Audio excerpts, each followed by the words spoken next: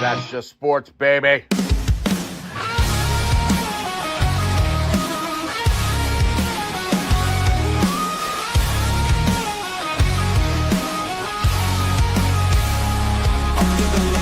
Crowd goes wild, strawberry ice bringing fire and style.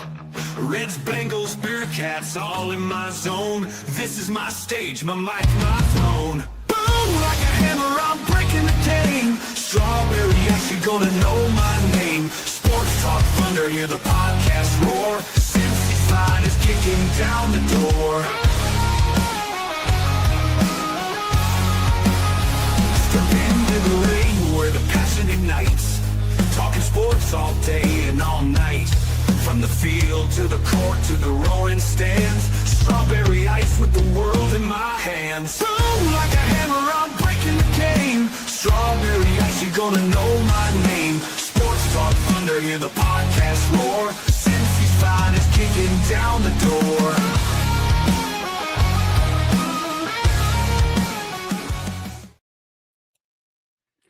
Hey guys, what's going on? Welcome to the show. This is Sports with Strawberry Ice. I'm your host, Iceman Jeff Turnipole. And as always, I bring you sports from West Side point of view right here in the great city of Cincinnati, Ohio. And you know it, I'm always coming to you live from that ice cave. All right, shout out to my sponsors. They are Priority Lawn and Landscaping for all your lawn and landscaping needs. You need your grass cut, you need shrubbery trimmed, I don't know, you need a paper patio, you need anything, I mean anything. Landscaping required. Think Priority Lawn and Landscaping. Also, shout out to T Properties, quality housing for quality people.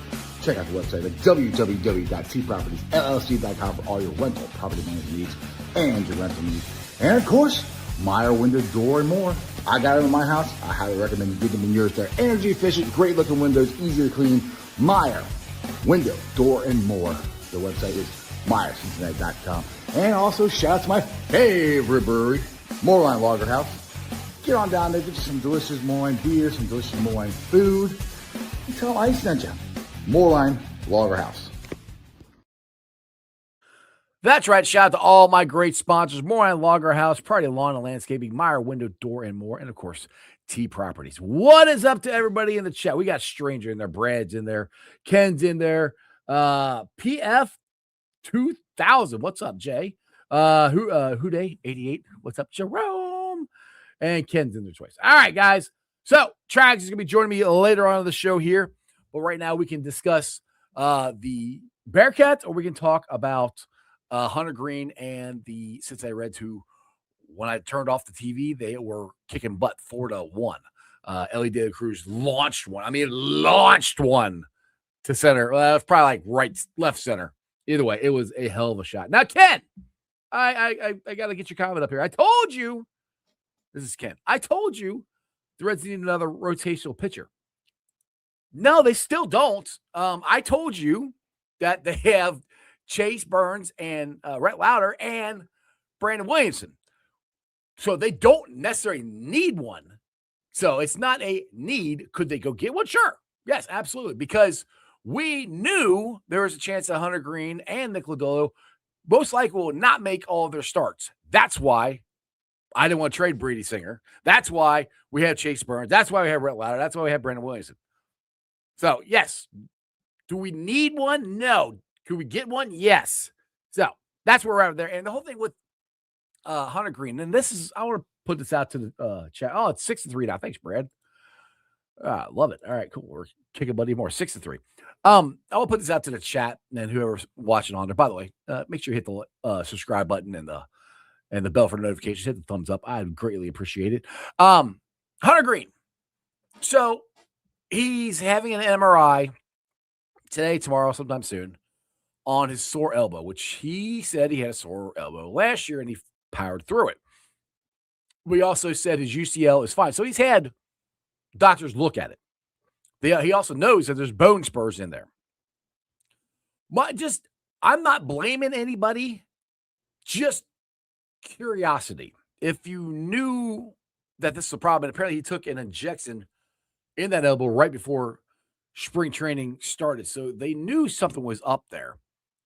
Bone spurs, from what I've found out, if you get those cleaned out, which I'm not saying the bone spurs are causing it. I have no idea. But bone spurs, it takes about 2 to 3 months to recover from that. And I'm not one that's like, oh, yeah, it's hurt go under the knife. But if you have $1 million arm and it's already sore and the UC joint is fine, everything seems fine in there, obviously there was something going on because he took an injection before spring training. So, I mean, you don't take injections, unless you're feeling something. So he must have been feeling something still. Why didn't they try to maybe clean up the bone spurs in the offseason? I've had people say, well, maybe his elbow wasn't bothering him as much. Well, it might not have been, but then why did he get the injection right before spring training? So to me, there's something going on there. And it's not like Hunter didn't try to find out because he said his UC joint is fine. So he's had MRIs or something done so he can see that. And so the other thing is, like, it's the offseason. Like, people are like, oh, you don't throw as much. Well, if you're already having issues with your elbow at the end of last season and you're kind of concerned about it, wouldn't you like ramp up or do something to try to put the stress on your elbow to see if there is a problem before you get to spring training? So I don't know. I'm not, like I said, I'm not blaming anybody. It just seems like they could have done some more before we get to spring training. And my elbow hurts, and I know I got bone spurs in there, and I took an injection, so there's something going on. It's just, especially when we need him. I mean, yeah, Hunter Green, we need Hunter Green. He's a Cy Young Award candidate when he's healthy. The problem is he hasn't been healthy, and when you have this already, that's just me. I don't know. Just something seems, I don't always say fishy. Just something doesn't seem right of why they knew something was going on, but they didn't really do a deep dive to find out. I don't know. Let's see. Stranger, what's up? He says, I have bone spurs. Depending on the location, they could be a huge problem athletically. Yeah, and that's the thing. It's like, I mean, people have bone spurs and they're fine. But obviously this is a problem.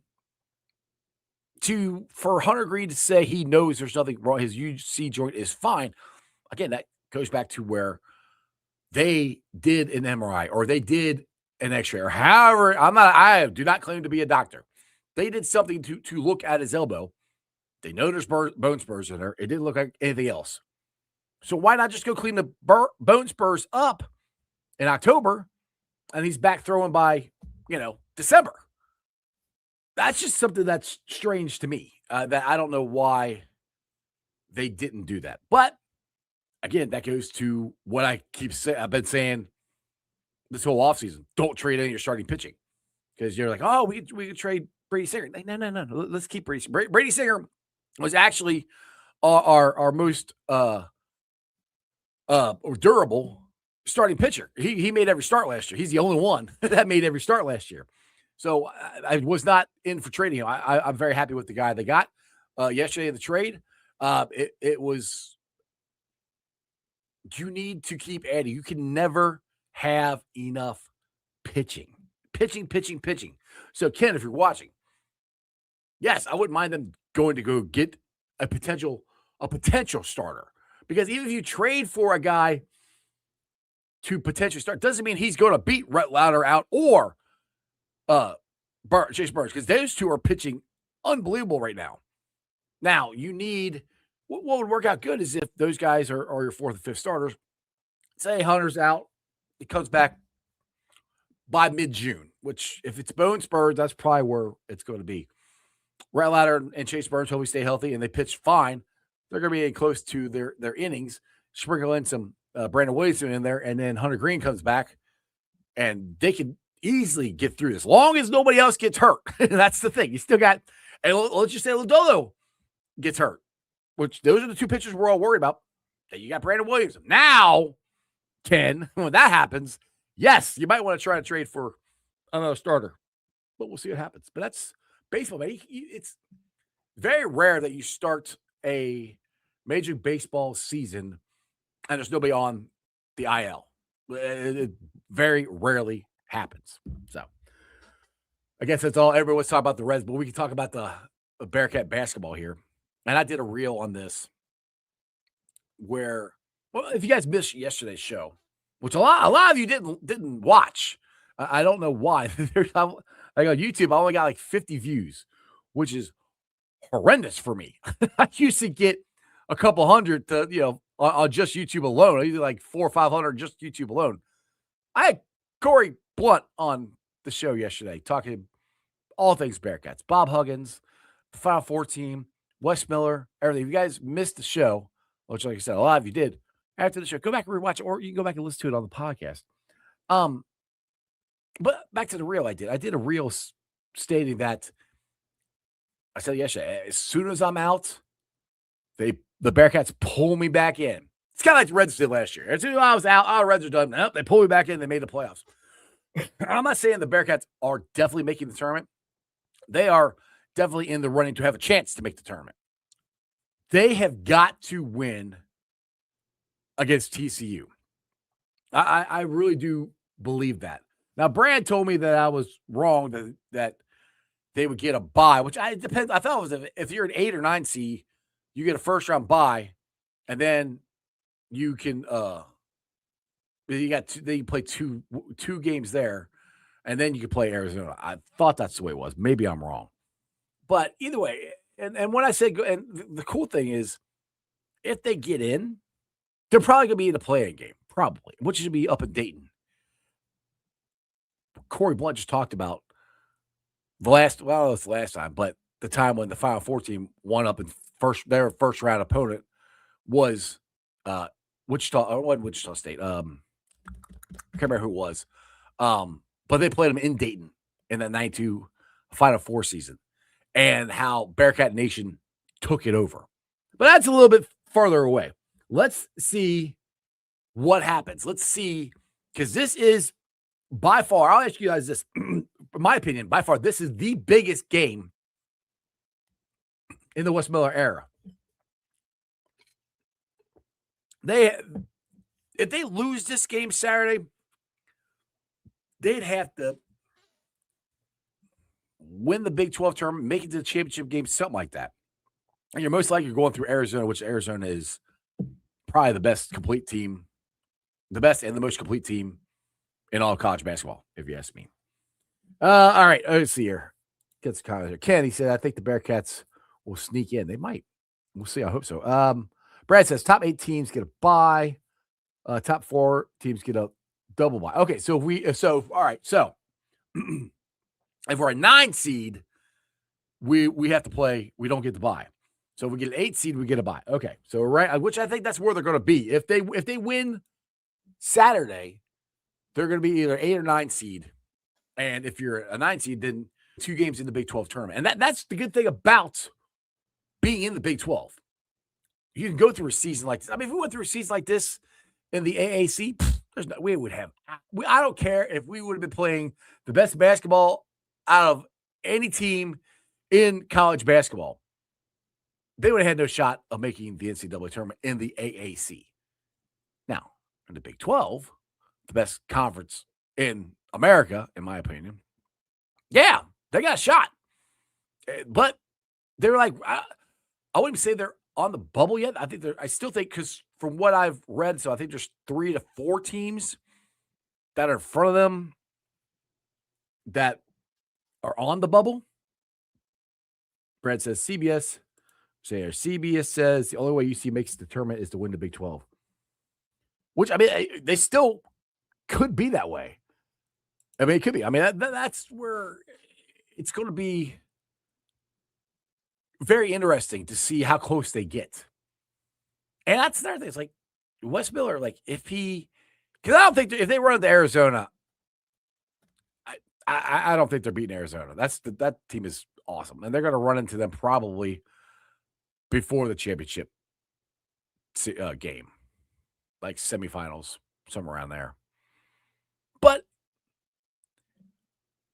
with the way this team has played, and like I said, if this team had it's just frustrating. If Wes was able to figure out this rotation sooner, I know he had some injuries and stuff, or figure out a way to run this offense, which if he would have ran the offense from the get-go through Baba Miller and Chom and the high-low, like yours truly was saying back in November, they would have won a lot more games. Now, I know they're shooting way better than they ever have. I mean, honestly, some of these shots they're throwing up, I can't believe they're going in.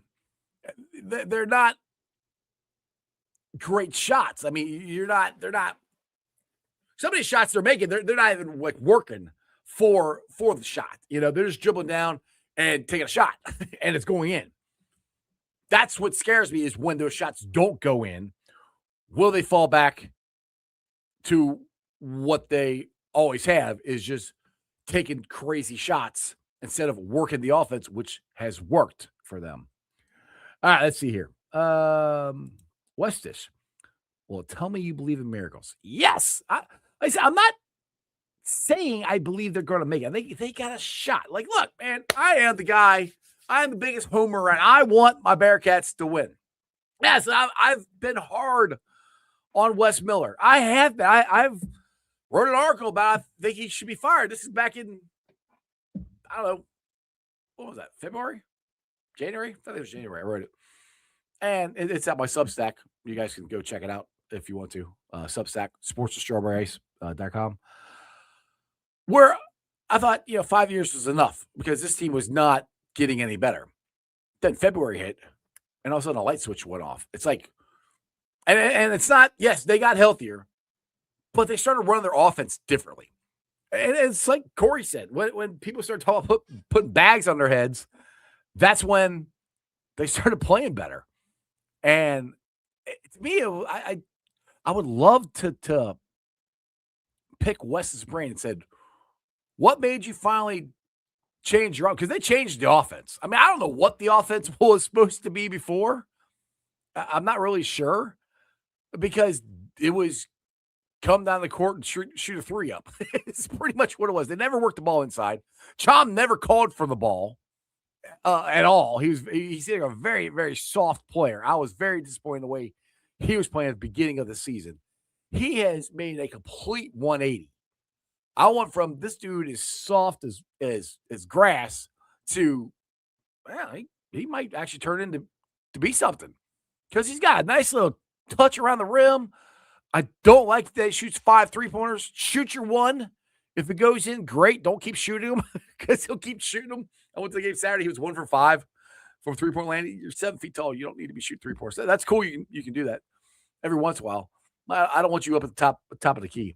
But I want to know what made Wes finally go, you know what? I got this 7-footer and Baba Miller, who can handle the ball like a guard. He can pass the ball like a guard. Why don't we put him at the key, put Chom down low, and run the offense through him, which is what they're doing. And it works. That's what they should have been doing. This. If they've done this the entire time, we would have won a lot more games, because you're like Corey said yesterday, you're going to get better shots the closer you are. You're going to make more of them. If you keep shooting outside, those are the not high percentage shots. The low percentage shots, or not, excuse me, the high percentage shots are down low. And we were not doing that in November, December, January. In 3 months, we weren't doing that. February hit, they started doing that. And it just boggles my mind what took so long to figure that out. All right, let's see here. Get some of your comments here. Like I said, Trags will join us here probably around 4:30, I think. All right, Brad says, currently UC is 8th. Only way they get a bye is if they lose, BYU and WV would have to lose.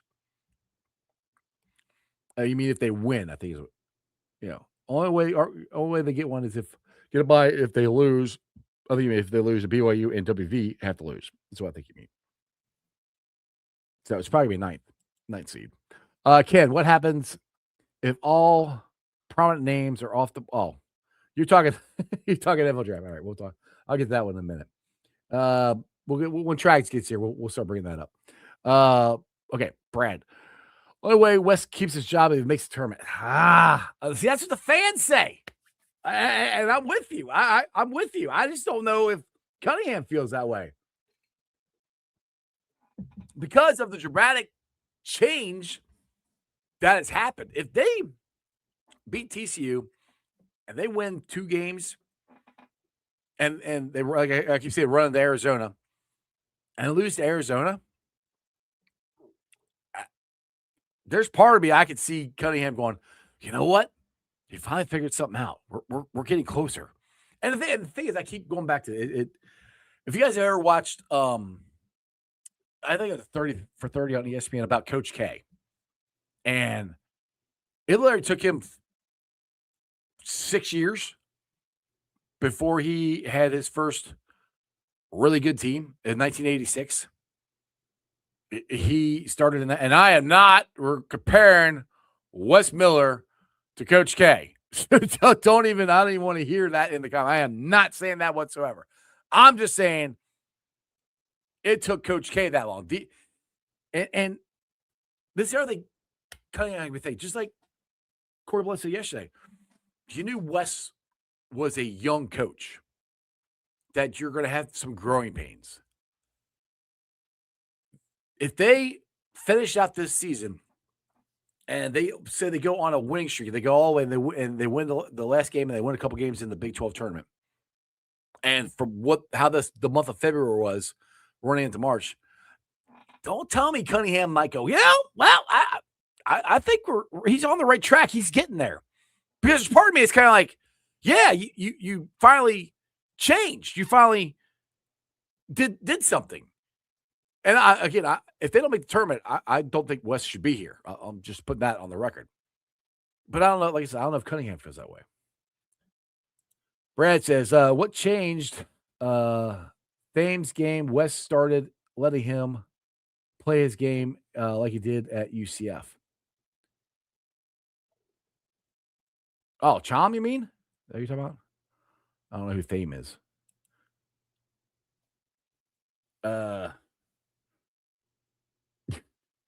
Ken, you keep. Well, I can read it. That's fine.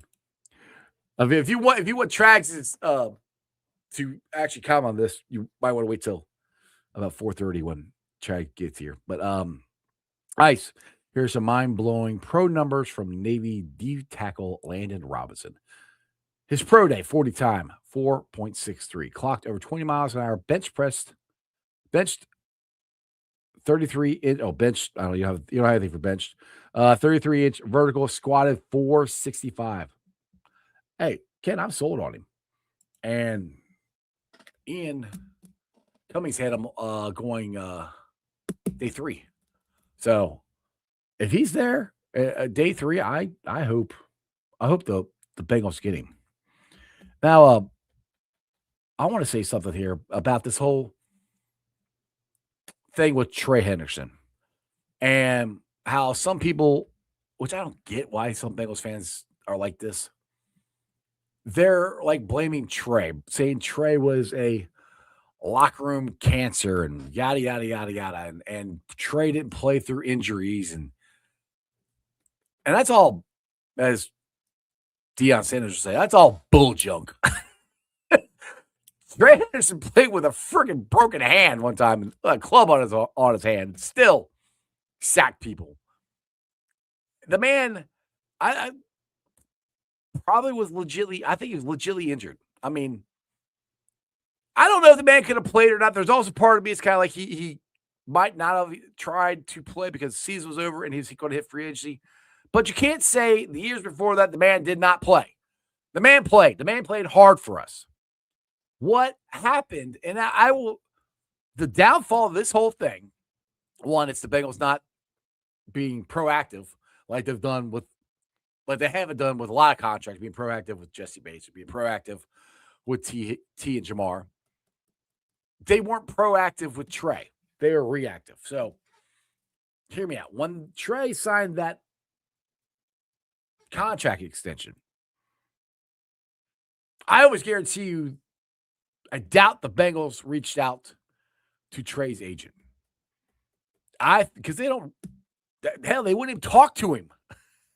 According to Adam Schefter, they haven't talked to Trey at all. So the agent didn't know anything if they were going to tag him, trade him, what, till the deadline hit and he hit, the tag was over. So I don't think the Bengals reached out to sign Trey back when he signed his contract extension. I think his agent did. And if the Bengals and his agent were smart, instead of only doing a 1-year contract, they could have done a 3-year contract. Right there. It would have been, Trey would have been happier. The Bengals would have been happier, and we'd still have Trey. But they signed a 1-year contract. Trey outplays it, which he outplayed the original contract, and then he wants more money. And then me, I went on the show and I'm like, dude, you just got a contract extension. How are you going to come back and ask for more money when they just redid your contract? Which was silly on Trey's part and the agent's part. That's where this whole thing broke down. Now, could the Bengals have handled this better? Yeah, absolutely. They could have re-signed him last year, 2 years ago. They could have ripped up that contract and redid a new one. They could have. But they don't. And that's the part that Bengals fans get irritated with. And I'm not going to go on here and say that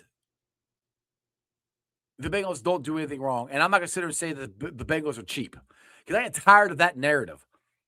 Because if they're cheap, they'd be smarter with their contracts and smarter with their money.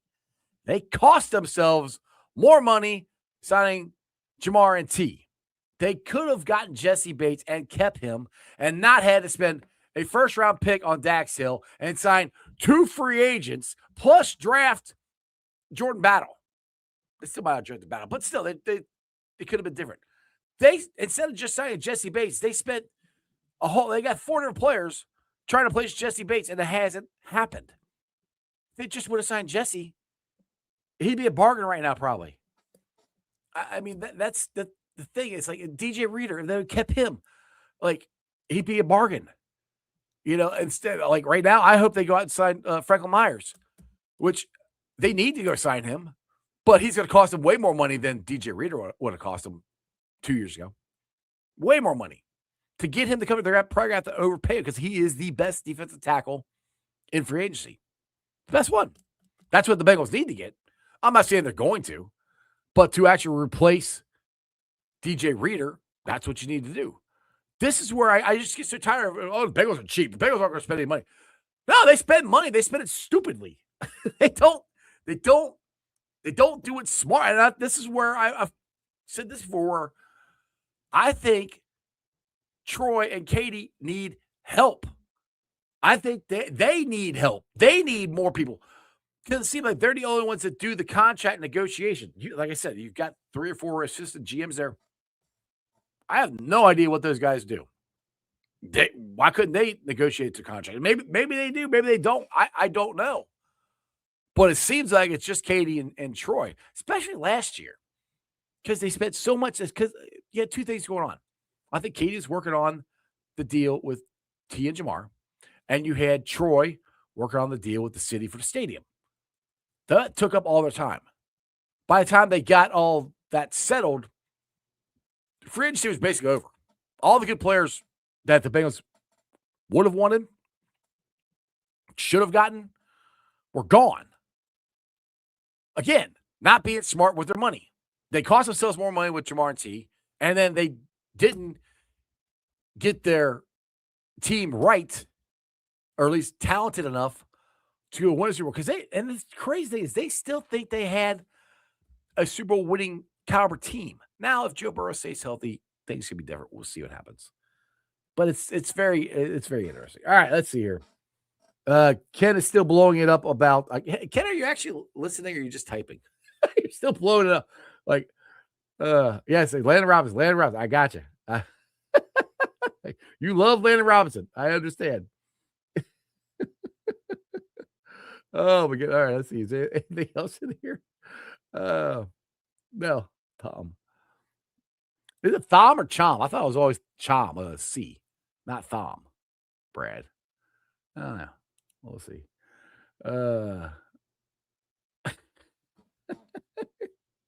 Can you crack me up? All right. Let's see. Chag should be joining us here shortly. So it's just frustrating as a Bengals fan. And the reason I bring the whole thing up with Trey is because people want to blame Trey. Some people want to blame Trey. And I don't know what part or where they thought he was a malcontent. Or, Natty, what is up? Where have you been at? What's going on, my man? Crypt Keeper, as usual. What's up? What's up? What's up? I haven't seen Natty in here in a while. Here, let me are doing this. I need to text tracks. Like, are you joining? All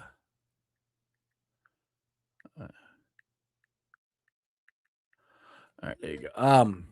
But yeah, so that's one that's weird about Bengals fans is they will defend their players to the end, but then as soon as one leaves because he wants to get paid what he's worth, he was a malcontent.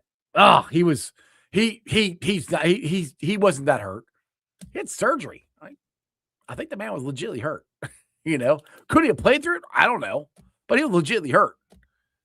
So that's sort of like, and I'll put it to you this way: what if you were at your job and let's say you signed a contract?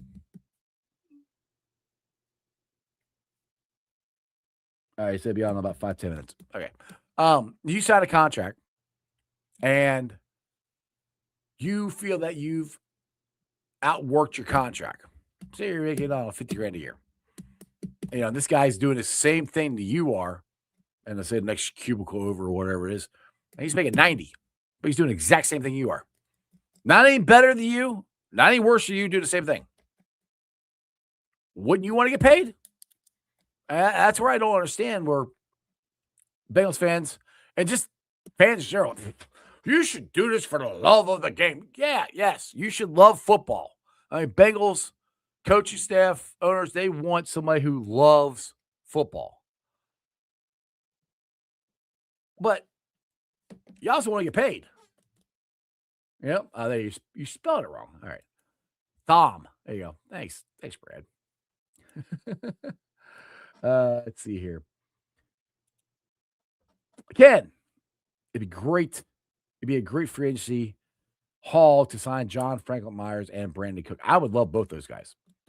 I like I said, John Franklin Myers, they're going to have to overpay to get him.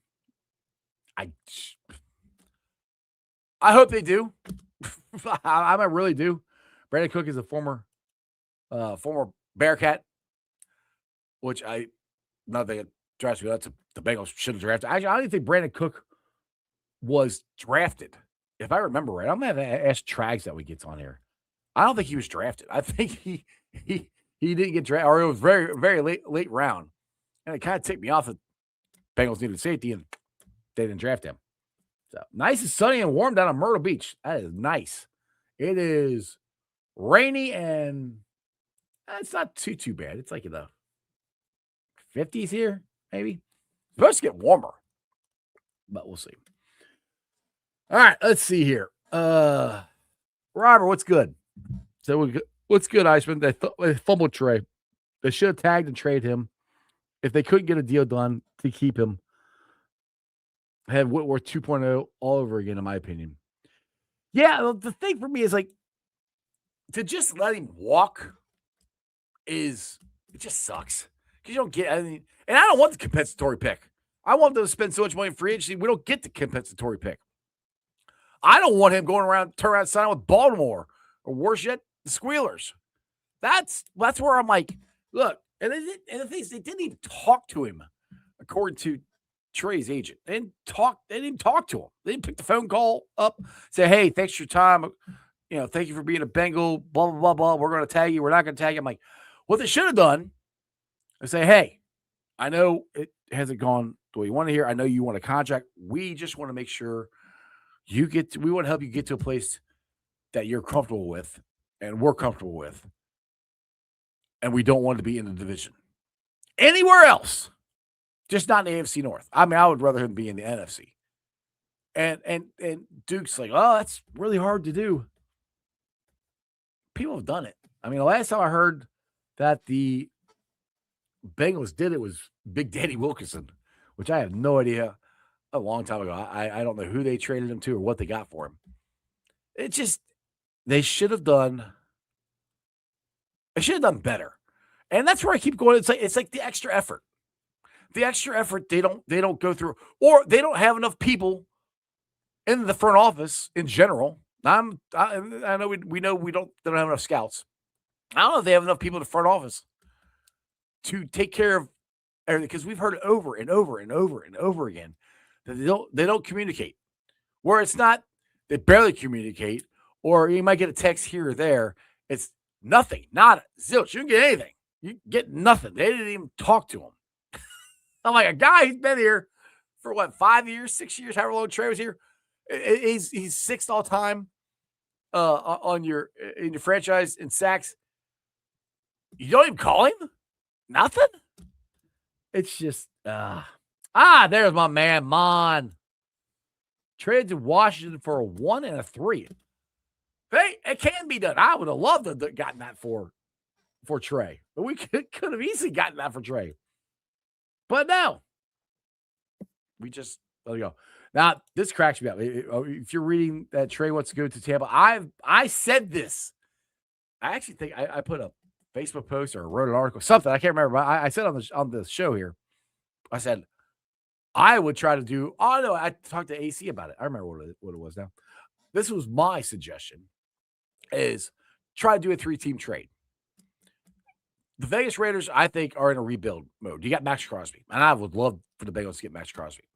I said do a 3-team trade. Trade Trey to Tampa. Tampa trades their number 1 pick to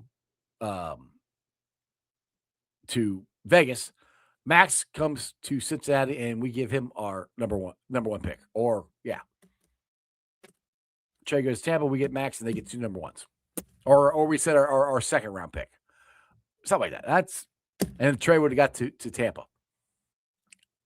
That's what I mean. I don't know how hard that is to do. And maybe the Raiders don't want to trade Max Crosby. And the funny thing is, see, some people, I've been talking about getting Max Crosby for a month or more now, or maybe longer than that. And people are like, oh, Trey's gone. Now let's go sign Max Crosby. Like, you can't sign him. He's not a free agent. Like, you got to trade for him. Like, oh my goodness. Purcell, what's going on? Yes. The Bengals win the Super Bowl in 2027. Oh, you're at 14-3. All right. That sounds good to me. You got to get that defense fixed to do that. They got to get that defense fixed to do that.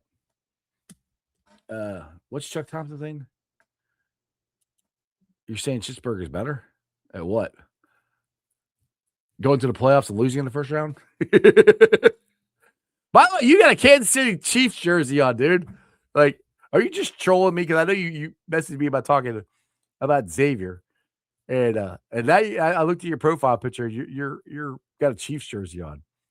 So, like, I don't even know. Like, are you a Cincinnati fan, or are you just a Xavier fan, or are you just, like, trolling my show? I'm not sure. Let's see here. Ken, look on the bright side. Lots of great day 1 starters in the draft and more money in free agent. Hey, I'm not trying to be Debbie Downer here. I'm not. I really do think the Bengals are going to go heavy in the free agency. I think it's going to be, they're going to try to do what they did in 21-22, where they hit a lot of home runs. I really do. And there's guys out there that they can get. And there are guys that are going to want to come here and play because of Joe Burrow, Jamar Chase team. They know if they can help this team, this defense, that they can win a Super Bowl here.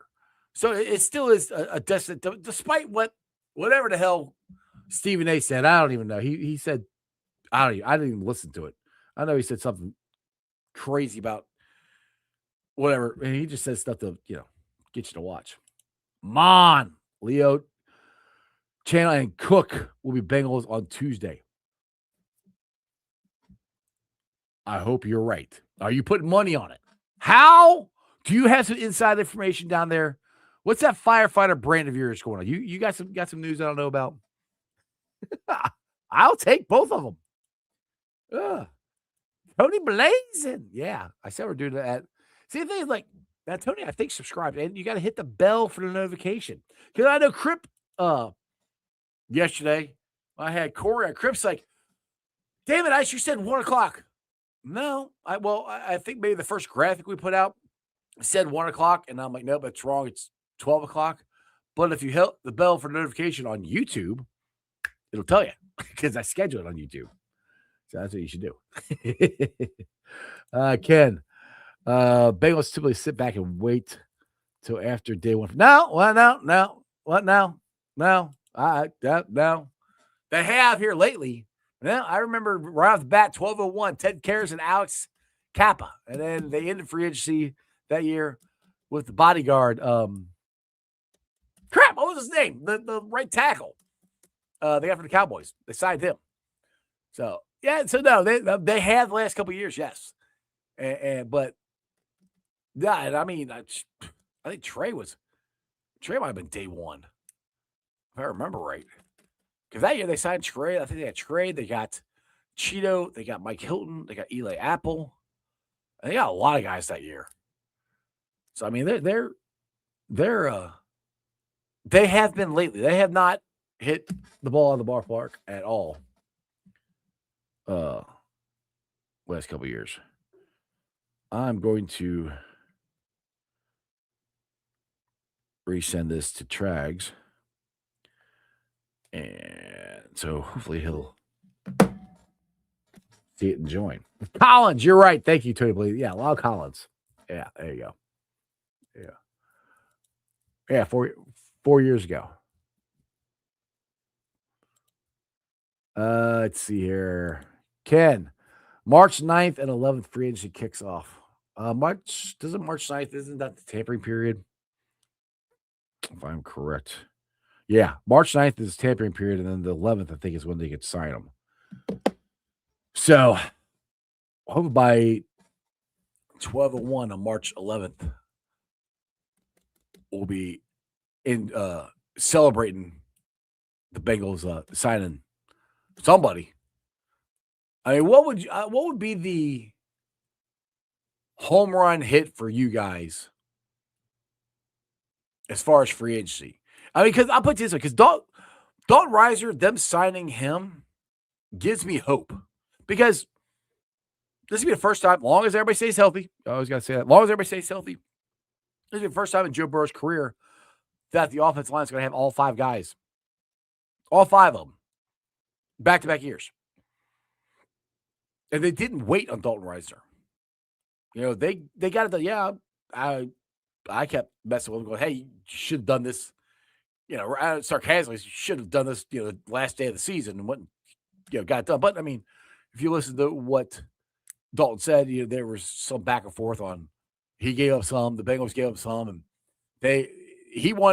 bottom line is he wanted to be here, and the Bengals wanted him. And they got it done. And they got it done before free agency. That's the big thing for me, too. But you also got to read the tea leaves as Dalton didn't want to go to free agency, so how much did Dalton give up? I don't know. I'm like, this is a good thing. But, like, well, how much did they, actually compromise? How much did Dalton actually give up to what he could have gotten or what he actually wanted? I don't know. Let's see here. Ken, last year they had a lot on their. Yeah, well, that's where they need help, Ken. That's where I'm like, I don't care. Other teams can do it. Other teams can negotiate with T and Jamar and the stadium because they have other people in the office. That's where I'm like, I don't know. The Bengals will never admit it, but that's exactly what I think happened.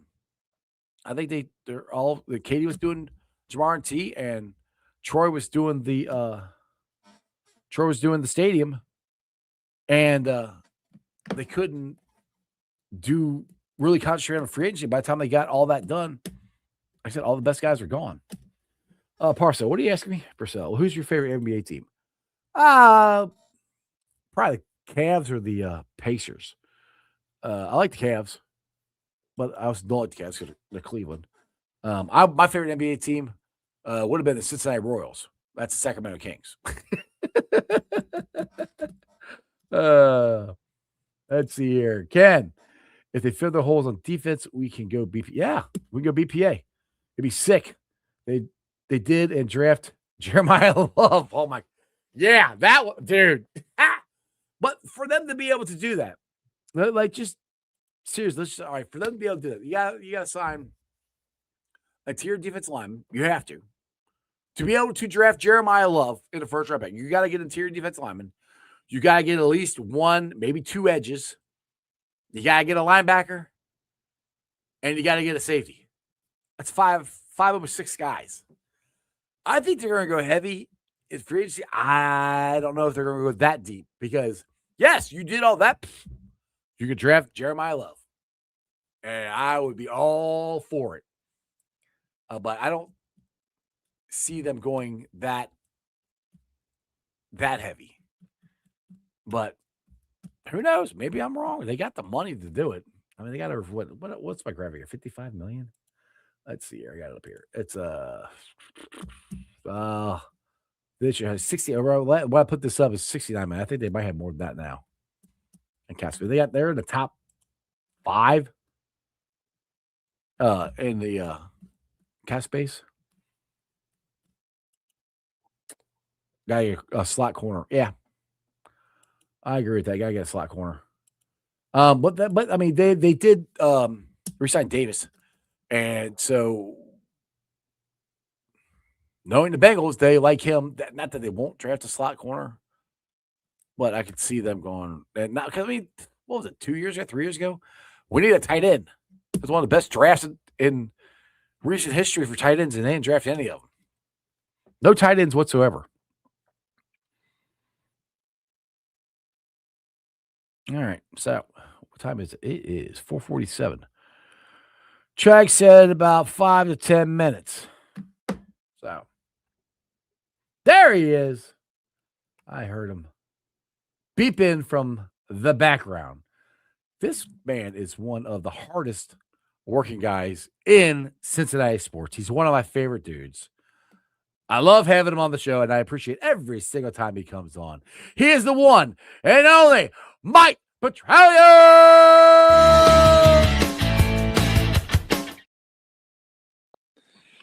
What is up, Jack? Iceman, I have arrived. Woo! Yay! Did you like my new intro for you? Did you see that? I did. I am never. It never ceases to amaze me how you keep up with the production values of the internet. Well, I can't take credit for that one. That was my buddy Josh Isles. He's the one that made it for me, but I put it up on the show. But yeah, the ones before I made. All right, how you doing? Good, man. I've been talking to the chat here. We're talking Bearcat basketball, a little bit of Reds, and a lot of Bengals here. But one thing I want to bring up to you that we haven't touched yet is UC football. Yeah. And their new quarterback, J.C. French. He's 6'1", 200 pounds, out of Georgia Southern.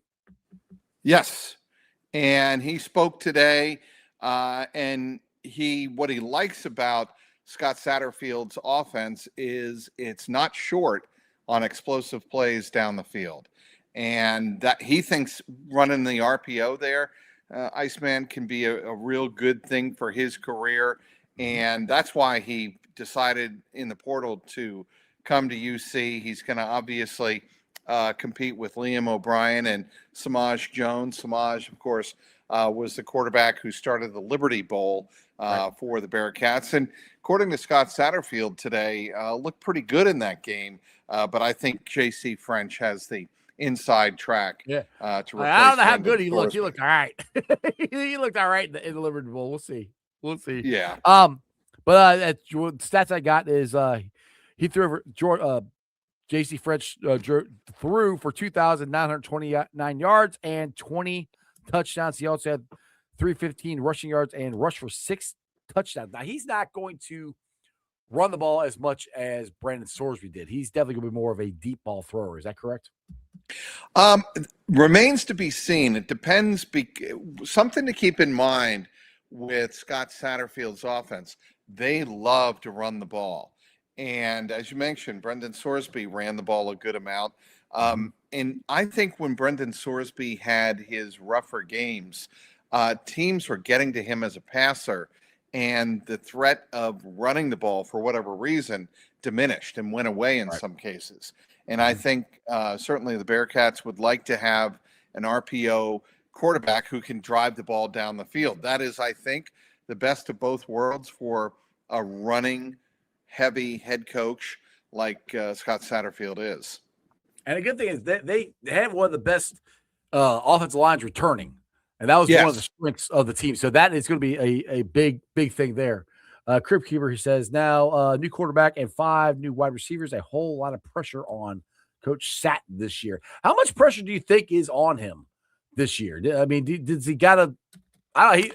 He technically competed in the Big 12, but they still crash and burn at the end of the season like they've done the last couple of years.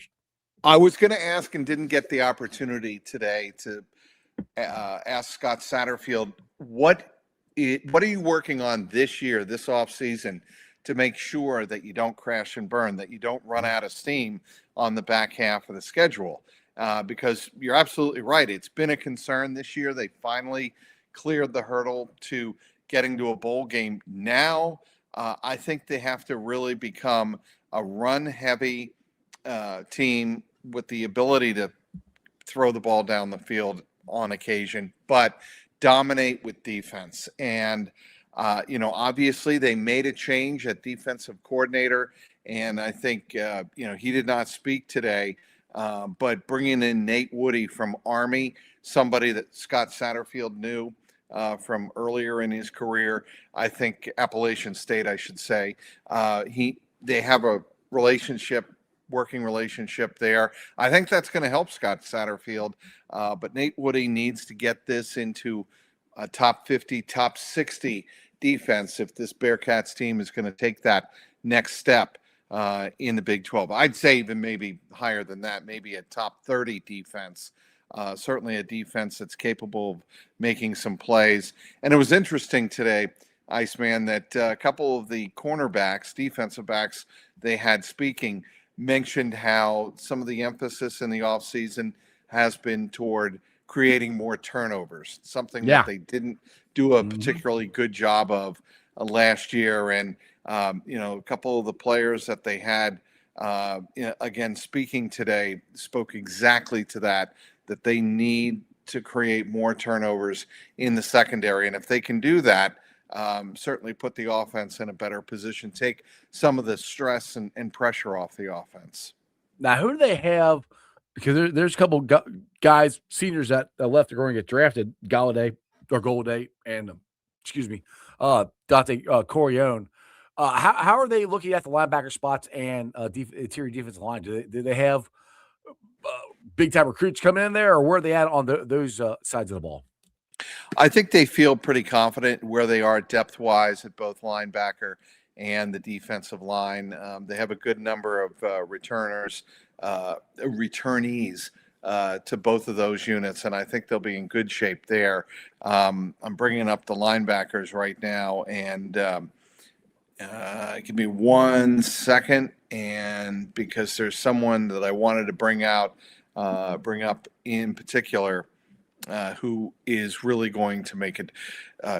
Darius Simmons, he is a freshman. There was one player that they spoke about today who's over 300 pounds, and he's a freak athletically, and he's someone that could, that Scott Satterfield feels could be an impact player. By the way, the two DBs that spoke today, MJ Cannon and Kenny Worthy, I think they're going to be impressive players in the secondary next year just because of their size. MJ Cannon is 6'3", 210 pounds, played at Bowling Green.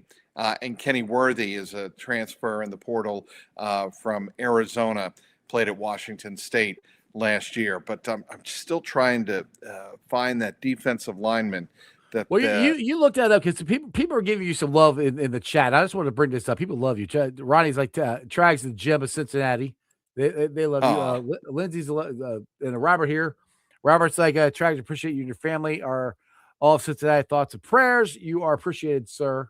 Then Ken's like, welcome, Trags. So there you go. You see, people love you, Trags. You see, my heart to all of you, and I cover Cincinnati as a passion of what do they call that? A labor of love. Yes, or I would say a Labor passion of piece. love. Yeah.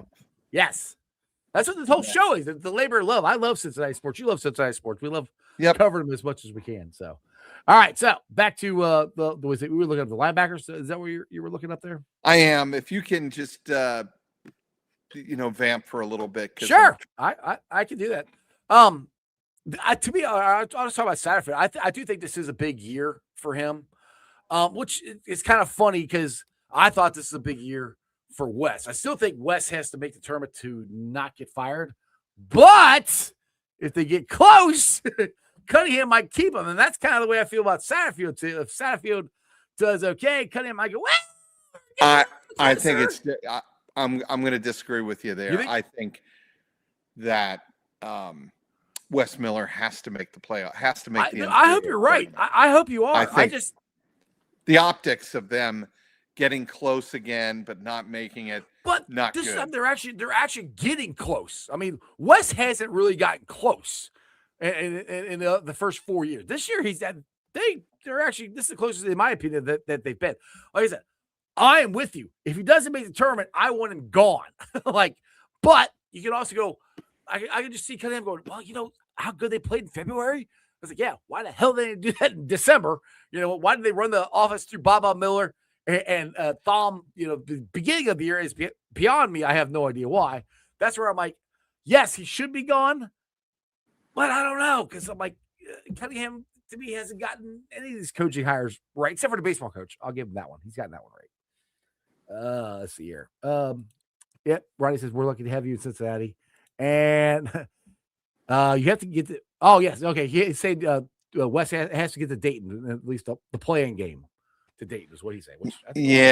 I think they have to get a little further than that. I think they have to actually make the tournament. So I mean, you don't count. I hate that they call the Dayton games. Oh, the first round of the tournament. Boom, first boy, four. It's the first. No, that's the playing games. That's not the NCAA tournament. I hate when. Well, it is. No. Let me what? Slow down there, man. It's a 68 team tournament, and yes. The games in Dayton are part of the 68. Okay.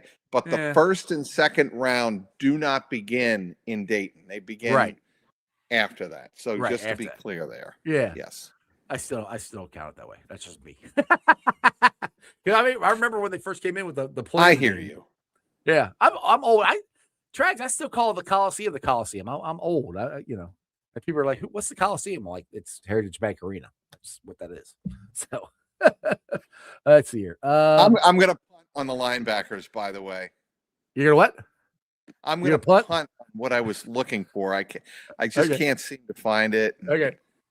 That's fine. Trip here says, I think Wes needs to have us in the Big 12 title game. You'd have to get past Arizona, I think, because they're going to be an 8 or 9 seed, I think. If they 7, the Bearcats could wind up 7th.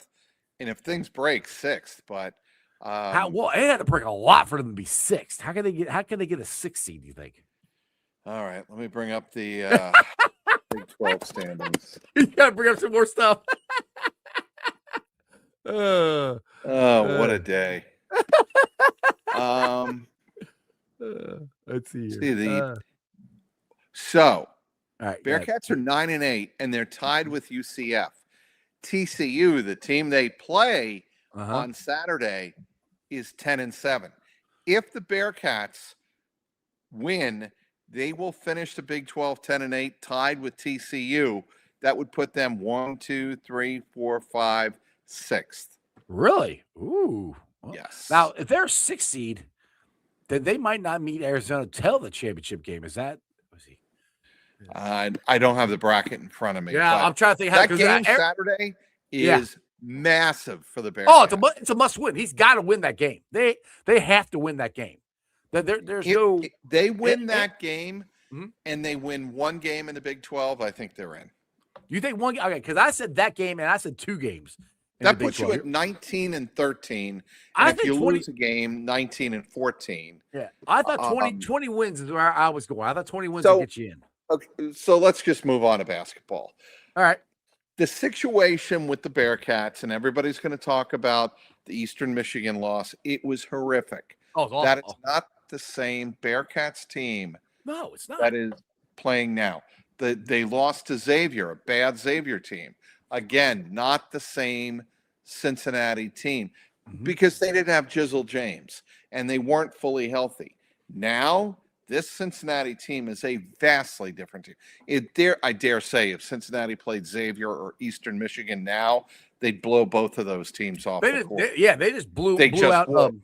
And the BYU. tournament So yeah, committee takes that into consideration, Jeff. Yeah. That No, they I absolutely do. yes, yeah, I agree with that. That's where and I think that's where the Big 12 helps. I mean, look, if they get one or 2 more wins, and that means the first one win in the Big 12 they get, that's awesome. I will take it because I want to get back in this tournament. One thing I want to ask you though, so you said it's different. They got healthier, which I agree that they get healthier, and they didn't have Jizzle James, but their offense is completely different because they still had Bob Miller and they had Chomps. Chomps is playing so much better. Chom's a different player now. Yeah, completely. They decided to run the offense through Baba Miller because I kept saying that. Dude, what they're doing is the high low, put Baba top of the key, put Chomps down low, and basically run the offense through Baba, which is what they're essentially doing. And Baba can pass it down low or kick it out or whatever. That to me, that Chomps playing a lot better has helped, and them giving the ball to Baba, I think has helped too. I think philosophically, West seemed like to me changed his offense. I mean, what do you think? Well, they have run a much more up-tempo offense. They're getting more shots off per game. They're putting the ball in the hands of Baba more. But look, Jizzle James getting to the basket and breaking down defenses gives that team a completely different look. Day is the trusted point guard of the number team. 7. I don't think there's any. What's that? Yeah, number 7. What's the other guard? Number 7. Crap. What is his name? He's the other one. Sears? No, not Sears. No, Buck Harris. No, not Buck Harris. No, not Buck Harris. He's the. Oh crap! I can't think of it. I think he has helped as well. I can't think of his name, but I think because they got 3 guards they can count on now.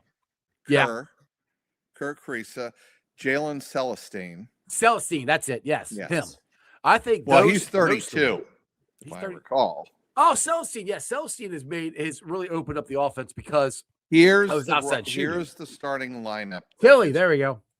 Yeah, that's Tillery. That's what I'm talking about. Tillery. Agreed. Yes. But the lineup that has changed the Bearcats, transformed them. Day Thomas, Jizzle James. Then they had Jalen Celestine at a wing. And then your 2 bigs, Baba and Mustafa. Well, Celestine's the first guy that's been, in my opinion, the most consistent shooter West has had. That's because he's opened up the offense because he can actually make the threes. And Day, this is Day's best year ever of shooting.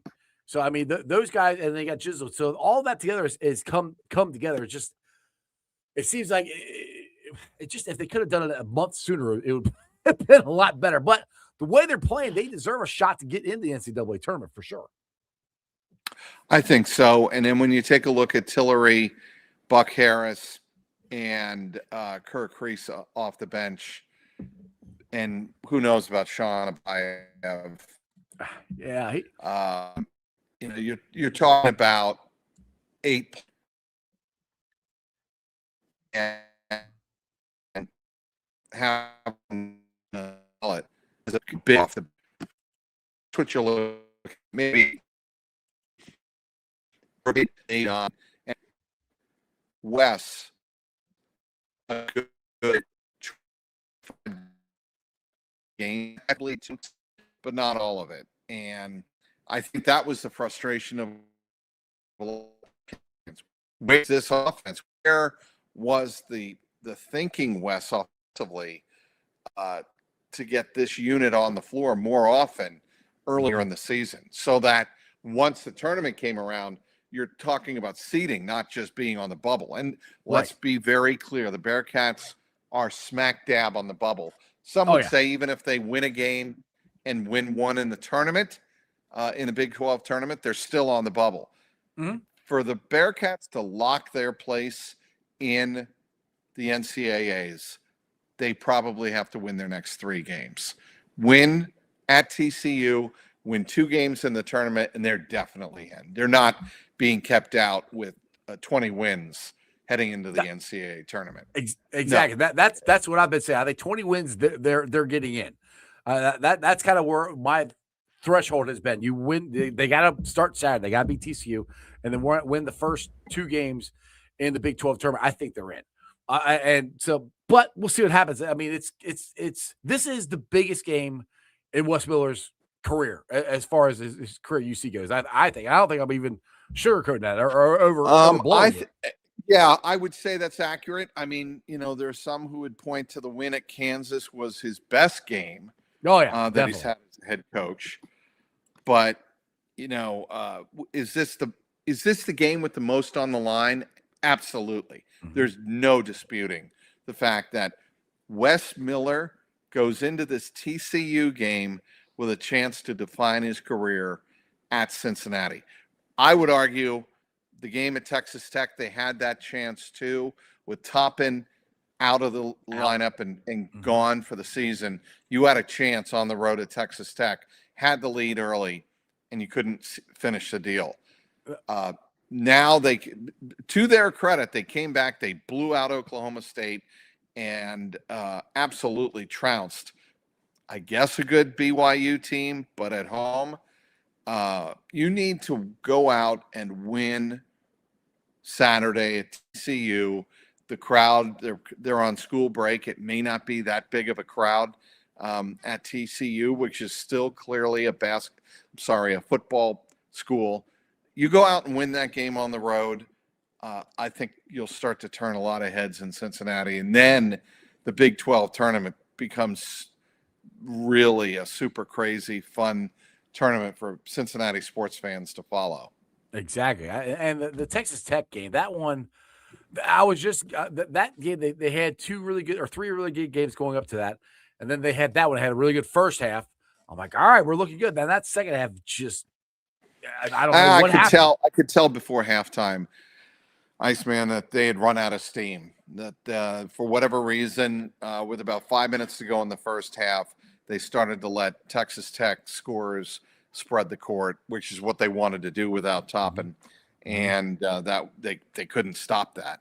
And that's to me where they lost the game. Yeah, Texas Tech couldn't miss. They were hitting everything. Well, the other thing, if you recall, the offense before that game was in high gear. Yeah, heading in that game, they fell apart offensively. They cannot afford to have that happen Saturday in Fort Worth. Well, Texas Tech game, that second half, they fell back into what they did at the beginning of the year. It seemed like where they weren't really running an offense. It was more one-on-one and just trying to chuck up 3 corners.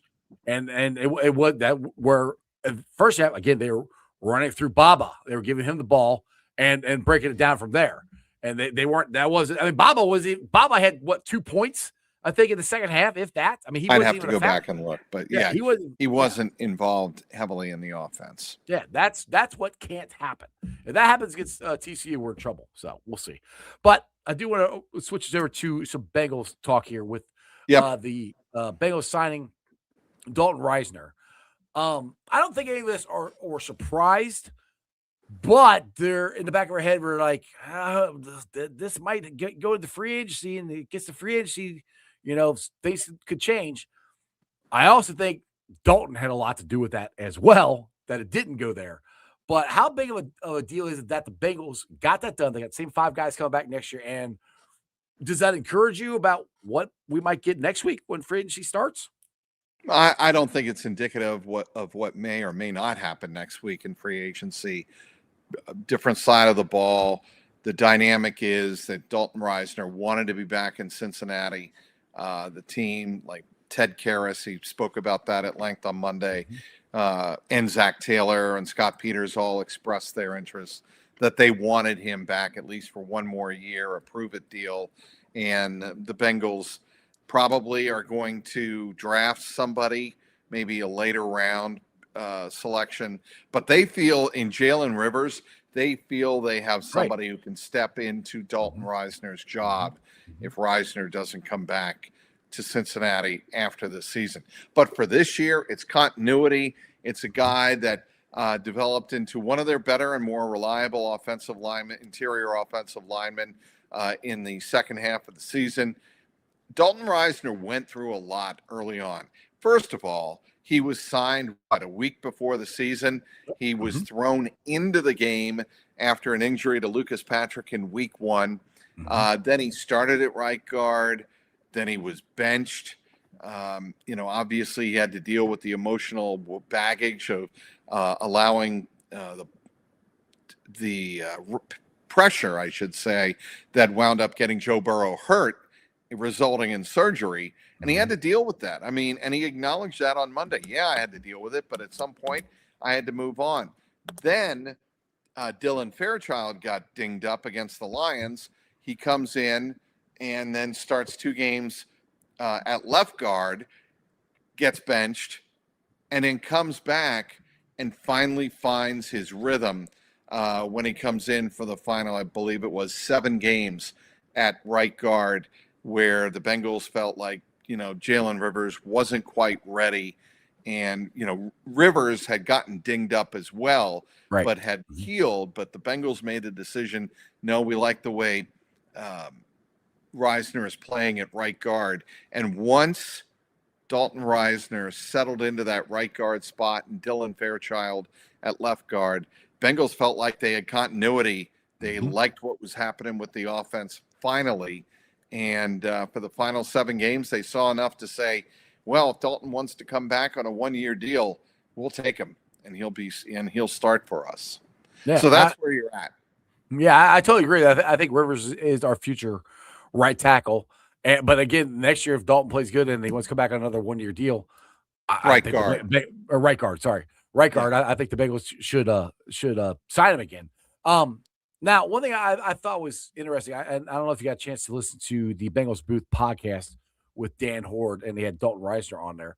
Listening to Dalton talk about Montgomery and how much he meant to Dalton and how much his teaching actually helped him improve. And he's been in the league, I think he said 8 years, to get better. How much has Montgomery helped that offensive line from what you've seen? Scott Peters, you mean? Scott Peters. Sorry, Scott Peters. Sorry, my bad. I got Montgomery. Scott Peters. How much has he helped them develop? And what do you think of Scott Peters as an offensive line coach? Because it seemed like first year, it took a little while, but they gelled. Yeah, so there was a transition period, no question, because Scott Peters, it's been well documented, came from more of a literally hands-on, fight with your hands, block with your hands, get firm grip, more of an MMA approach, and his UFC background and his fandom of that sport certainly had an impact on his coaching early on. But it took a while for the Bengals, I think, to kind of embrace that, the Bengals offensive linemen to embrace that. But once they caught on to the individual battlefield hand battle technique that he was trying, hand-to-hand combat is what I was trying to say. He taught a hand-to-hand combat type of blocking scheme. And once he got into that, and once the players adjusted to that, players really took to it quite well. And that's why I think you saw a lot of progress and consistency in the offensive line in the second half of the season. And look, Dalton Risner and Scott Peters, 2 peas in a pod. I mean, you can tell if you spent any time around the two of them, they're both gregarious. They're both intense about their work. Not that Scott Peters was, cracking jokes like Dalton Risner was with us, but Scott Peters and Dalton Risner definitely developed a good bond. And I think that paid off on the field. It took a while, though. It took almost half the season for that to really, gel. Yeah, and hopefully with having the same 5 guys, which knock on wood, hopefully they'll all be healthy. That'll the gelling will won't take as long. And by the way, do you think Dalton Risner would like your banana outfit? You know, the banana shirt. Yes, I could totally see Dalton Risner wearing that. So second or third day of training camp next year, it's probably going to make an appearance the way it has the last couple of years. So yeah, we'll find out July 28th or whatever it is. I might buy one just to wear just for you when I'm down there at camp, just so I can show you some love. Would be the Banana Brothers. It'll be the second. It'll be the second or third day of training camp. That's usually when I do it. When it's hot, guys are still, guys are still getting into the rigors of training camp. Everybody needs a comedic break. So yeah, I'll tease that now. The greatest one was Jamar. What you got going on here? that was an iconic the moment. There's no question. You do like awesome. Bananas, huh? I do, Jamar. And then you didn't really buy that at Kroger. Oh yes, I did. Yes, I did. that was awesome. Yeah. And I thought it was cool that, like Kenneth says, that Risner's wife Whitney broke the story. Yes, because I saw she's big on social media herself. And I was looking at hers, and she actually videotaped recorded it on her phone, what we call it, when Dalton got the phone call 48 hours before they announced it. So that's on her Instagram or whatever, and you see how good on her for like holding it until the deal was done. Right, and I'm sure exactly. Dalton was, and the Bengals said that's fine, but do not publish until the ink is on the piece of paper. Yeah, exactly. All right, so let's do this here. Talk some Reds here. Let's talk Hunter Green. And now I want to ask your opinion on this, because Hunter Green has said that he had some elbow soreness at the end of last year and pitched through it. Yep. He also said the UC joint is fine. He also said he knows there's bone spurs in there. They knew this at the end of last year. Why wouldn't they have? And he got an injection apparently before spring training started in that elbow. So there's something going on there. Why wouldn't you go in there and at least get the bone spurs cleaned up? Because according to Google, it takes like 2 to 3 months to recover from that. If you did that in October, he's already recovered. I'm not saying that's the problem, because I don't know, but at least we don't. Yeah, but it sure sounds like that could be the problem. That's a great question. It's a fair question to ask. And maybe either he was told or thought that some of those bone chips were insignificant enough that one method could be just to let the situation calm down, see if through therapy the bone spurs can be broken up. Bone spurs can be broken up, just like scar tissue. They can be absorbed, and see if that would be possible and avoid surgery. But obviously, the most aggressive treatment would have been to say, look, we're going to go in there. They're there. We can see them. Clean it out. Be done. And then, like you said, it could take a couple of months of rehab, but certainly there was no pressure for him, and he would have a peace of mind. I think, and this is guessing, okay, this is not medical. Yeah, we're not doctors. Understood. Sometimes you don't want to know what you're going to be told. True. And you don't want to have the MRI because you're afraid of what the results are going to show. And you just sit in the off season, work on your lower body, and say, I'm just going to work on my lower body, and that's going to make the mechanics of my throwing motion much more sound. Well, that very well may be the case, but if there's something structurally wrong in there, you need to know sooner rather than later. Now the team's in the spot. The team actually is in a pretty good situation. They are, yes. Iceman, and I wrote about this morning on clnscincy.com, that if there's one team that could probably handle this, and it's not great. I'm not saying that, they're so happy that this is happening to their staff. They're like, woohoo, he's hurt. Hey, no. I'm not saying that, but I am saying the Reds are positioned to where they can absorb this. Now, if it happens to Lodolo and Andrew Abbott, let's say, that's a different story. However, the Reds have at least 2 prospects that are blue chip, top of the rotation prospects, and Rhett Lauder and Chase Burns. Both have looked pretty good in spring training. You add that to Brady Singer, and if Lodolo is healthy, you're not in a bad spot. Yeah. And then you have Brandon Williamson returning from Tommy John a couple of years ago. He should be full strength. You have Julian Aguiar, who's looked okay, but I think he's only made 1 start. But there are a lot of different ways that the Reds could go. Yes, they made a trade for Nicholas from Pittsburgh yesterday. I think that's a minor deal. I don't think that. But pitching helps. I mean, the thing is, the guy that traded, he was stuck. Tyler Callahan. He's good. Tyler Callahan. But he's stuck. He's the outfield's full, infield's full. So I mean, it wasn't a bad trade to get another relief pitcher, either in the bullpen or in Louisville that you can bring up, because he's under control for I think 5 years. I think is what I read. So I had no problem with that trade whatsoever. And that's exactly what I said to start the show off. Because Ken in the comments is like, see, I told you, should have got another starting pitcher. And I'm like, not necessarily, because you got 3 other guys. You got Burns, Lauder, and Williamson. They should be fine. Now, like you said, if we get Lauder hurt and somebody else hurt, then what MLB team can handle 3 starters getting hurt, which hopefully that doesn't happen. We're not trying to speak anything to existence here. But right now, I think they're okay. They have a lot of good. Yeah, I do think they're okay. And they've dealt with Hunter Green being unavailable before, right? Yeah, every year. And they've been able to stay in the pennant race and been able to stay in the chase for the postseason. So this is not the end of the season. It's not good. It's not great, but it's not a death knell for 2026 Reds.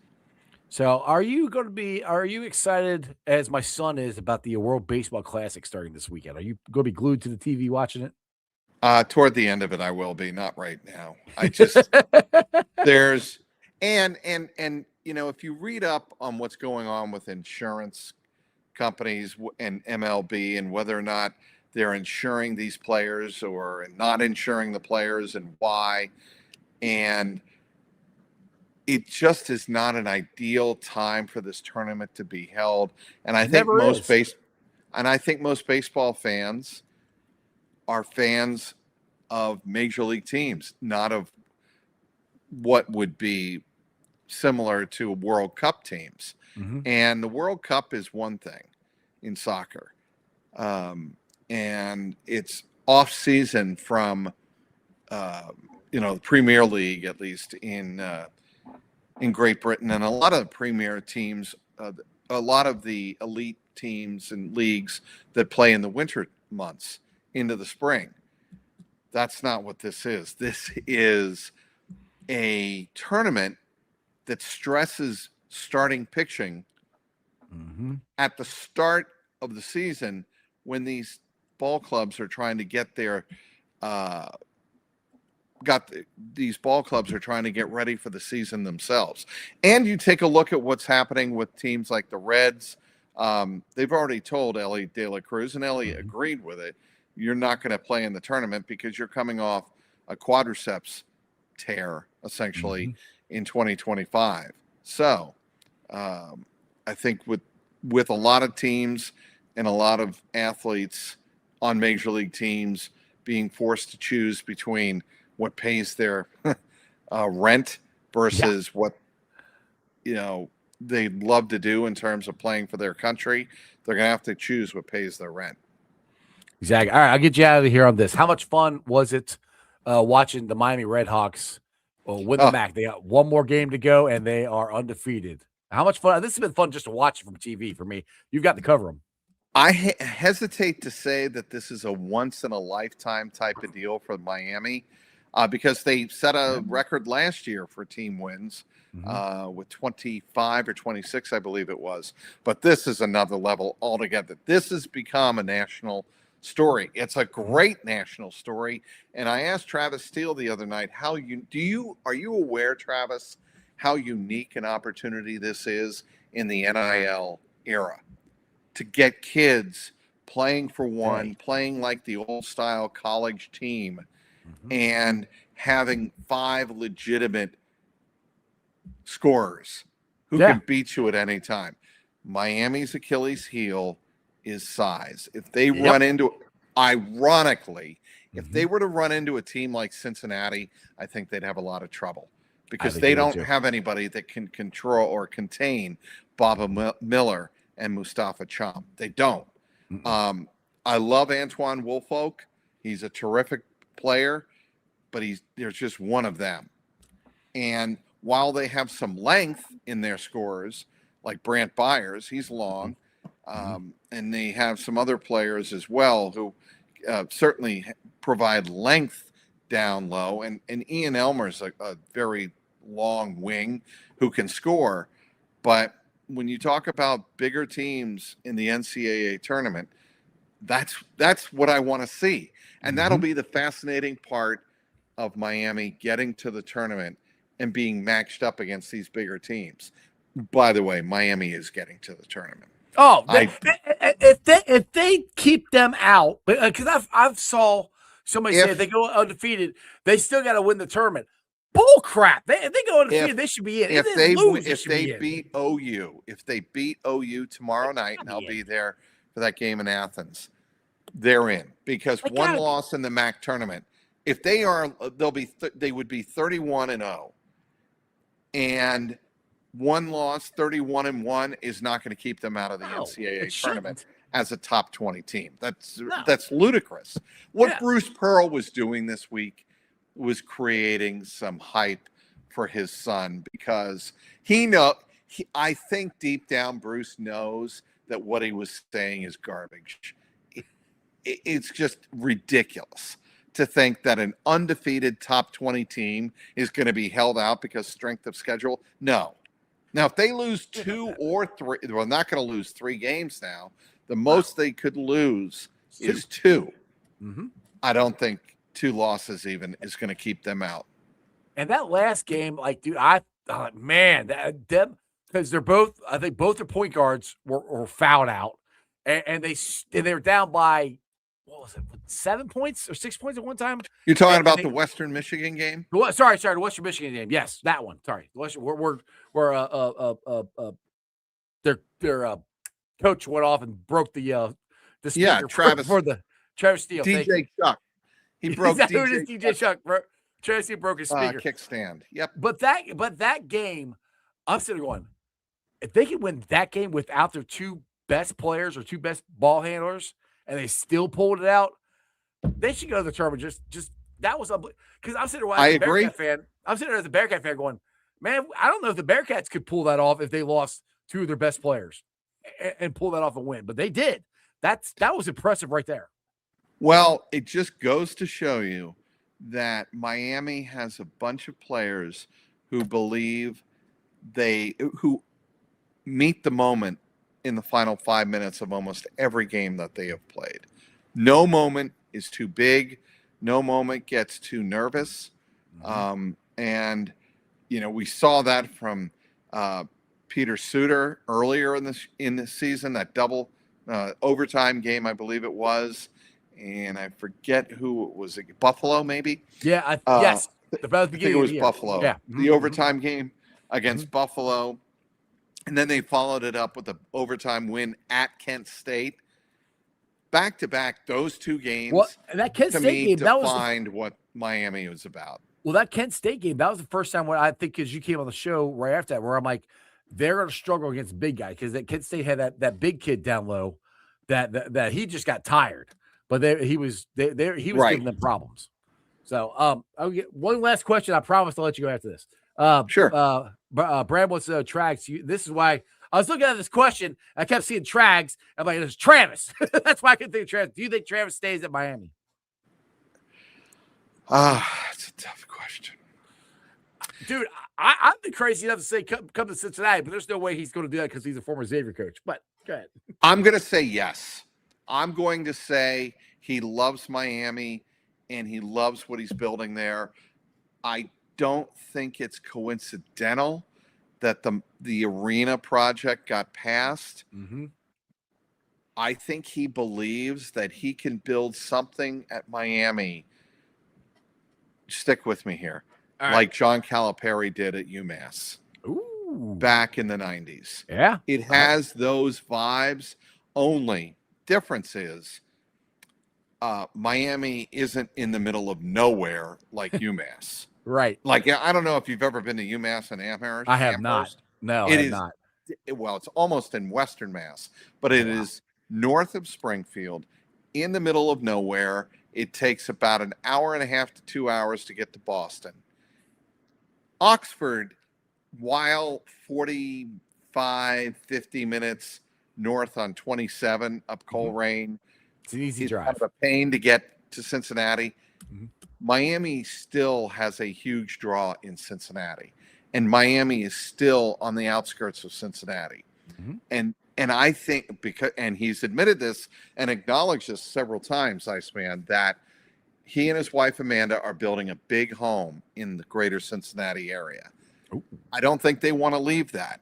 I think Amanda wants to stay in Cincinnati, and I know that he's getting well paid. He's certainly not getting paid what Power 4 conferences would pay him. I'm not saying he is, but I know they're taking very good care of him, and he'll probably get a great. He already mentioned that he didn't sign the extension because he didn't want to deal with it in the middle of the year. But I think Miami would take care of him. I think he's going to stay in Miami for several more years. That's what I think. I hope he does. I mean, like, the only other place I'd want to go is Cincinnati, but like I said, he's a former Xavier coach. I doubt that would happen. That is if they let West go. So, I mean, I'll throw the name out at you, and it's been bandied about. Chris Mack is a possibility at Cincinnati. Really? Yeah, I mean, I wouldn't be against it. The other one I keep hearing is, and I can't remember his name. Shocking. I always forget people's names. The coach for St. Louis. That's another one I keep hearing. Yeah. So, but if West wins 2 more games or 3 more games, I think they're going to be in the tournament, and he'll be back next year. That's why the Cincinnati basketball program is a fascinating storyline over the next 2 to 3 weeks. It is fascinating. You're gonna be busy going back from Oxford and Clifton. And don't forget, I will be in Arizona covering the Reds March 11th through the 15th. Talking to Terry Francona, talking to obviously a lot of the Reds. I still think this Reds team is built for a deep run in October. But first of all, they've got to get to October. But once they get there, they're not getting swept out in 2 games. Again, I know that. Everything that happened last year with them making the playoffs is going to do nothing but help them this year. They know what it's like to get there. And everybody keeps worrying about the pitching and the bullpen. Also, to me, Trags, the bullpen is better than it was last year. And I know it hadn't shown up in spring training. It's deeper. It's deeper. Exactly. That's my point. It's deeper. And do not underestimate Terry Francona's repeated message this spring of this isn't about getting there this year. This is about getting things done. Yeah. And getting it done against the top competition. It's time. That's the theme of the Terry Francona 2026 Reds. It's time. Yeah, exactly. And the thing, like, you call me crazy, which I've been called before. I think this team, honestly, if they stay healthy, is good enough to win a World Series with that pitching staff. If they're healthy, I agree. If they're and we got to have the offense, but and the thing I keep saying about this team is last couple of years is like hope is not a way to win. Plan. We hope, right. Hope is not a plan. We hope this guy does good. We hope. There's no hope. We know these guys can do it. Matt McClain is having the kind of spring that makes one think that he is going to be back this year. And Ellie is doing awesome. South Stewart, I think, is going to win Rookie of the Year. He is absolutely destroying the ball in spring training. So, I mean, I do think the offense is going to be there. I think the offense, Sal Stewart, Matt McClain, Noel De Marte, and we haven't even touched on TJ and Ellie, Spencer Steer, and Tyler Stevenson. I mean, they've got bats in that lineup now that, if healthy, so if Spencer Steer goes cold, or let's say Ellie goes through a spat for 2 to 3 weeks where he's cold, they've got other guys to carry the load. That wasn't the case necessarily in the last couple of seasons. That's the difference with the 2026 Reds. It's just like we said with Hunter. They got somebody to not replace him, but they can keep him afloat until Hunter gets back. They're a deeper team than they've been since 2012, probably. And that's yeah. I mean, as much as I know what they tried to do in 2020 and 2021, they were good teams. Once it didn't work out in 21 and they decided to reboot, that didn't go. I mean, they knew that they had to start from scratch. Well, now you're seeing fruits of that labor back in 2022 when they had the rebuild. Right. And that's where I was getting frustrated this offseason. Like, we rebuilt. We rebuilt. The rebuild is over. It's time to add to this team. And I was getting frustrated that they weren't going to add a bat. I'm like, that's the only thing they freaking need. I like what they did with the bullpen and everything. They need a bat. And it never made sense to me to go offer Schwarber all that money and not offer anybody else that. But they didn't. They got Gito. They went above what their threshold was. So the ownership believes this team has a shot of making some noise this year. So that's got to give them confidence that the ownership believes in them. The ownership is probably going to go, if they need another pitcher or a bat in the trade deadline, I think the ownership is going to say, yeah, go ahead, not go all in, but yes, we're going to add. So that's just confidence building in this team from that signing of Gino Torres to now. We'll see. I think, look, I mean, maybe this is going too far. I see some similarities between this team and the 2017 Astros that took off. And hopefully there's not a work stoppage next year, but I'm fascinated. I'm fascinated to see what the Reds do with their core starting this year, and if they can reach the potential that they have coming into the spring training. If they can reach that potential over the course of 6 months with a crescendo in October, look, the Cincinnati sports fan has suffered long enough with 30 going on 36 years without a World Series, 1990 baby, never a Super Bowl. I've always wondered what it would be like if the Reds could ever if the Reds and Bengals could ever pull off a 79 Pittsburgh, where that would be awesome. It would be. And I mean, it's not outside the realm of possibility. No, I'm going to throw that out there. I mean, if everything were to break right, okay, are the Reds capable of winning a World Series? I think so. Are the Bengals capable of winning a Super Bowl? Yes. If they do stuff the free agency, they got to get the defense better. No. I understand that. You're absolutely right. But offensively, they have the hardest piece. Yeah, and they got the offensive line. This is the first time Joe Burrow has had the same offensive line. That's got to mean something. That's got to be a game changer. But offensively, absolutely. If they get this defense just a little bit better, but I don't know why Trags. I got this feeling they're going to really go deep in free agency this year. I'd love them to get Franklin Myers. That would be awesome. I don't think they're going to go that deep, but I think they're going to do what they did in 21 and 22, where they got Trey, they got Cheeto, and they got Mike Hilton, they got DJ Reader, and he was like, I think he was 20. I think throw this out there for your audience, but they got John Franklin Myers and Caleb Downs. And that's a possibility. I mean, it is. Maybe Caleb Downs is there, and maybe he isn't. Maybe they get John Franklin Myers and Sonny Styles. Whatever. If you get two studs, which is totally possible, I think you transform the defense. Absolutely. You absolutely transform the defense. But we'll see how the draft. By the way, I should give some love to FCC.